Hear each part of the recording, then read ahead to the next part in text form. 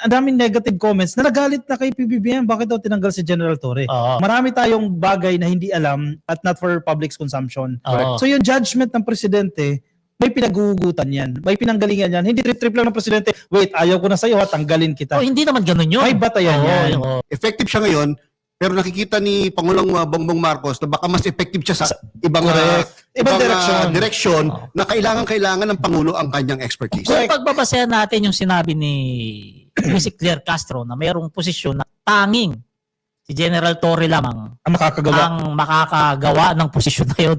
May pinag-isipan ko, ano kay posisyon yun? Siguro, matinding posisyon yun. Matindi uhulihin niya siguro dyan. Ang hula ko nga, partner, baka hahabulin niya yung mga fugitive. Harry Roque, kabahan ka na. Oh, yan.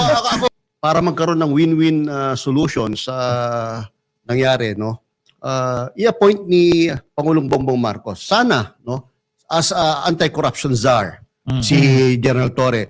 For two reasons. One, kailangan ng Pangulo talaga ng matikas, matibay na tao na hindi kayang diktahan, na hindi masusuhulan, at hindi kayang ibuli.